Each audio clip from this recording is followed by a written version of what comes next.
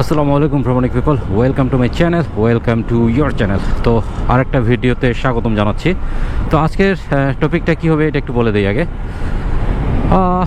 আমরা হচ্ছে কাজের প্রয়োজনে, আমাদের প্রফেশনের কারণে অথবা বিভিন্ন কারণে আর কি আমরা এখন অনেকে ডেইলি কমিউটিং করি। ডেইলি কমিউটিং তো অনেকেই করি, বাট আমি যেটা বুঝাচ্ছি পার্টিকুলারলি সেটা হচ্ছে একটু বেশি রাইড করতে হয় আমাদেরকে সারাদিন আর কি। দেখা যাচ্ছে 30 kilo, 40 kilo, even 50 kilo, 100 kilo ride করে এরকম প্রতিদিন, এরকম অনেকেই আসি আমরা আর কি। তো আজকে ভিডিওটা মূলত হচ্ছে তাদের জন্য যারা এরকম একটা প্রাত্যহিক জীবনে অভ্যস্ত হয়ে গেছেন এবং কী বাইক কিনবেন এটা নিয়ে কনফিউশনে আছেন। তো আমি চেষ্টা করবো এই কনফিউশনটা দূর করার আর কি, এবং এই ক্ষেত্রে আপনি কী কী জিনিস বিবেচনা করবেন, তো এই জিনিসগুলো নিয়েই মূলত আজকে আলোচনাটা হবে।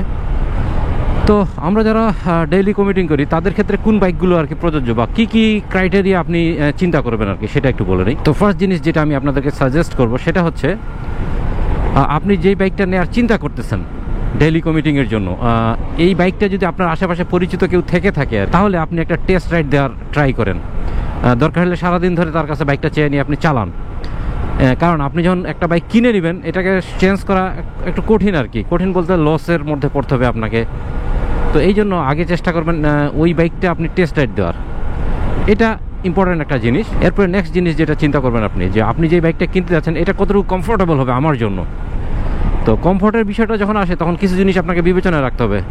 আর্গোনমিক্স বাইকের, অর্থাৎ এই বাইকের সিটিং পজিশন কেমন, আপনার হাইটের সাথে যায় কিনা, বাইকের ওয়েট কেমন। আমি এই ধরনের ক্ষেত্রে ডেইলি কমিউটিংয়ের জন্য লাইট ওয়েট যেগুলো অর্থাৎ কম ওজনের বাইকগুলোকে প্রিফার করি। এতে করে হবে কি আপনি সহজেই মুভ করতে পারবেন। আর কম ওয়েটের যে বাইকগুলো এগুলোর হচ্ছে টার্নিং রেডিয়াসও কম থাকে। টার্নিং রেডিয়াস মানে আপনি কতটুকু জায়গার মধ্যে বাইকটা ঘোরাতে পারবেন আর কি। তো দেখা যাচ্ছে শহরের মধ্যে কমিউট করতে গেলে অল্প জায়গার মধ্যে ঘোরানোর প্রয়োজন পড়ে যায় অনেক সময়। সো এটা অবশ্যই বিবেচনা রাখতে হবে আর কি আপনাকে। তো যেহেতু আমরা ডেইলি কমিউটিংয়ের ব্যাপারে কথা বলতেছি, তো ডেইলি কমিউটিং করার ক্ষেত্রে যেই বাইকটা আপনি নিতে চাচ্ছেন সেটার ক্ষেত্রে অবশ্যই দেখবেন যে ইঞ্জিন পারফরমেন্স কেমন। অর্থাৎ আপনি একটা জরুরি কাজে যাচ্ছেন, হুট করে ইঞ্জিনে একটা প্রবলেম দিয়ে দিল।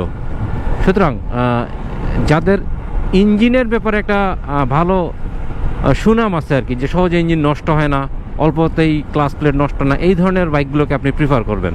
এবং এটা অবশ্যই আপনাকে মতামতের ভিত্তিতে অনেকের সাথে কথা বলতে হবে আর কি, বা এখন তো সহজ আসলে হয়ে গেছে, অনলাইনে আপনি একটু গুগল করলেই পেয়ে যাবেন অনেক কিছু। নেক্সট যেটা জিনিস আমি বলতে চাই, রিলায়েবিলিটি, অর্থাৎ এটাও ইঞ্জিন পারফরমেন্সের সাথে কিছুটা জড়িত আর কি।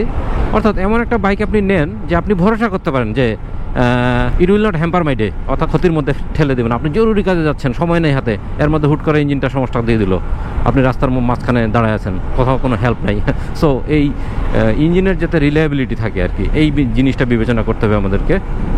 তো এই ধরনের ক্ষেত্রে আমি প্রিফার করবো হচ্ছে ব্র্যান্ডেড যেগুলি আর কি, একদম রিনাউন্ড ব্র্যান্ড যেগুলি আমাদের দেশে, এইদিকে ঝুঁকেন আর কি আপনি।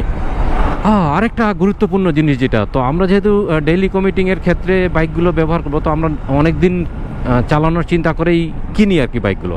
তো এই ক্ষেত্রে মেনটেনেন্স কস্ট একটা বড় জিনিস। দেখা যাচ্ছে আমাদের দেশে একই রকম, ধরে নিলাম আপনি একটা 125 সিসির বাইক কিনছেন, দুইটা দুই কোম্পানির বাইক আপনি যদি পাশাপাশি তুলনা করেন দেখবেন একটা বাইকের মেনটেনেন্স কস্ট বেশি, একটার কম, একটু কম বেশি হবেই। সুতরাং আপনি এমন একটা বাইক চুজ করবেন যেটার মেনটেনেন্স কস্ট কম হবে। মেনটেনেন্স কস্ট কম হলে আপনার খরচও কম হচ্ছে, একই সাথে আপনার ওইটার পিছনে সময়ও ব্যয় কম করতে হচ্ছে। সো এই মেনটেনেন্স কস্ট কম হবে এরকম বাইকগুলোর দিকে ঝুঁকবেন আর কি আপনি। নেক্সট জিনিস যেটা নিয়ে আলোচনা করতে চাই আর কি, সেটা হচ্ছে এখন তো আধুনিক যুগ, আসলে যত দিন যাচ্ছে সব কিছুই আপডেটেড হয়ে যাচ্ছে, আমরা মানুষরাও আপডেটেড হয়ে যাচ্ছি। তো এটা তো যন্ত্র। তো আপনি যেই বাইকগুলোতে অর্থাৎ নতুন নতুন ফিচার যুক্ত হচ্ছে, টেকনোলজিক্যালি যেগুলি সাউন্ড ভালো, অ্যাডভান্স, এই ধরনের বাইকগুলোর দিকে ঝুঁকেন। যেমন আমি যদি বলি যে এফআই বাইকগুলো, ফুয়েল ইঞ্জেকশন, কার্বোরেটর নেই, সুতরাং স্মুথনেস বেশি পাবেন আপনি, মাইলেজ ভালো পাবেন। তারপর ব্রেকিংয়ের ক্ষেত্রে এবিএস আসতেছে এখন, অর্থাৎ অ্যান্টিলক ব্রেকিং সিস্টেম, যেটা আপনাকে সহজেই স্কিড করাবে না, পড়ে যাবেন না আপনি ব্রেক করলেও, এই ধরনের জিনিসগুলো। তারপরে ইউএসবি পোর্ট আছে, অর্থাৎ যে কোনো সময় আপনি চার্জ দিতে পারেন আপনার ডিভাইসগুলোকে, এইটা। এছাড়া তো টিউবলেস টায়ার, এটা তো খুবই স্বাভাবিক, এটা খুবই গুরুত্বপূর্ণ একটা জিনিস। হুট করে এমন একটা গুরুত্বপূর্ণ জায়গায় যাচ্ছেন, হুট করে আপনার দেখা গেলো আপনার টায়ার পাংচার হয়ে গেল, সুতরাং এইটা এড়ানোর জন্য অবশ্যই টিউবলেস টায়ারওয়ালা বাইকগুলো ইউজ করবেন আপনি। অর্থাৎ টেকনিক্যালি যেই বাইকগুলি অ্যাডভান্সড এইগুলির দিকে ঝুঁকেন আর কি আপনি। তো আমরা মূলত কথা বলতেছি হচ্ছে ডেইলি কমিউটিং। তো ডেইলি কমিউটিং মানে 30, 40, 50 কিলো এরকম চালাই আমরা যদি।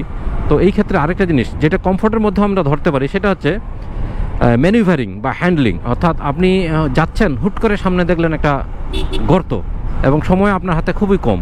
তো এই ক্ষেত্রে যেটা ঘটে, আপনার ওই বাইকের যদি হ্যান্ডলিংটা স্মুথ হয়, ম্যানুভারিংটা যদি স্মুথ হয়, তাহলে আপনি খুব কুইক দ্রুত বামে বা ডানে সরে যেতে পারেন। অর্থাৎ এই জিনিসটা অনেকটা ডিপেন্ড করে বাইকের ওয়েট ডিস্ট্রিবিউশনের উপর, বাইকের ওয়েটের উপর, এই সব কিছুর উপর, এয়ার প্রেশারের উপর। তো এই সব কিছু বিবেচনা করে আপনি এমন একটা বাইক চুজ করেন যেই বাইকটার ম্যানুভারিংটা খুবই অ্যাজাইল, স্মুথ হবে আর কি, আপনাকে একটা ফিল অফ কমফোর্ট দিবে।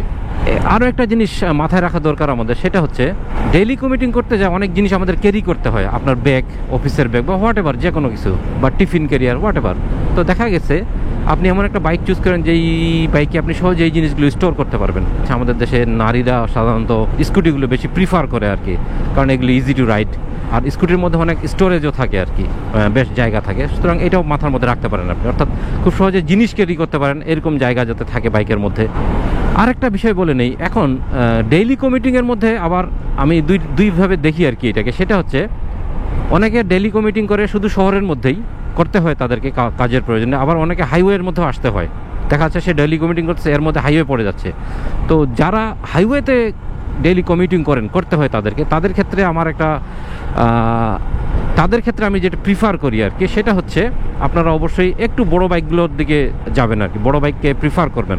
বড় বাইক বলতে আমি বুঝাচ্ছি আমাদের দেশে আসলে 150, 160, 165 সিসির বাইকগুলো আর কি, এইগুলির দিকে আপনি ঝুঁকতে পারেন আর কি, 100 সিসি বা 110, 125 না নিয়ে। এর কারণ কি, হাইওয়েতে কিছু কিছু জিনিস মাথায় রাখতে হয়, যেমন আপনি একটা জিনিসকে ওভারটেক করতেছেন, আপনার একটু পাওয়ার লাগবে। তারপরে হচ্ছে উইন্ড ব্লাস্ট থাকে, একটা গাড়ি আপনার পাশ দিয়ে চলে গেল দ্রুত, একটা বাস বা ট্রাক, ওই সময় আপনি যে উইন্ড ব্লাস্টটা পাবেন, কম ওজনের গাড়ি হলে আপনি একটা ঝাঁকি খাবেন জোরে, হয়তো অনেক সময় আপনি যদি অ্যাবসেন্ট মাইন্ডেড থাকেন তো একটা দুর্ঘটনা ঘটে যেতে পারে। সো এইগুলি বিবেচনা করলে যদি আপনি হাইওয়েতে ডেইলি কমিউটিং করেন, তাহলে আমি প্রিফার করবো একটু বড় সড়ো বাইক নেওয়ার আর কি। তো এই জিনিসগুলো মোটামুটি বিবেচনা করবেন আর কি আপনারা। শেষে আরেকটা জিনিস বলতে চাই, আমাদের অনেক সময় প্রয়োজনে বা ইচ্ছা না থাকা সত্ত্বেও বাইক বিক্রি করে দিতে হয়। এই ক্ষেত্রে দেখা যাচ্ছে আপনি যখন একটা বাইক কিনবেন, অবশ্যই রিসেল ভ্যালুর কথা চিন্তা করবেন, যে এমন একটা বাইক কিনবো যাতে রিসেল ভ্যালুটা আমি মোটামুটি ভালো পাই আর কি। তো এই জিনিসগুলো মোটামুটি বিবেচনা করলে আপনি হচ্ছে ডেইলি কমিউটিংয়ের জন্য কোন বাইকটা আপনার জন্য বেটার হবে আপনি আসলে নিজেই বুঝতে পারবেন। আর যাই হোক, আমার চ্যানেলের মধ্যে অনেকগুলো রিভিউয়ের ভিডিও আছে, আপনারা এগুলো দেখলে অনেক হেল্প পাবেন। রিভিউ নামে আলাদা একটা ফোল্ডার আছে। তো থ্যাংকস ফর ওয়াচিং। আল্লাহ হাফেজ।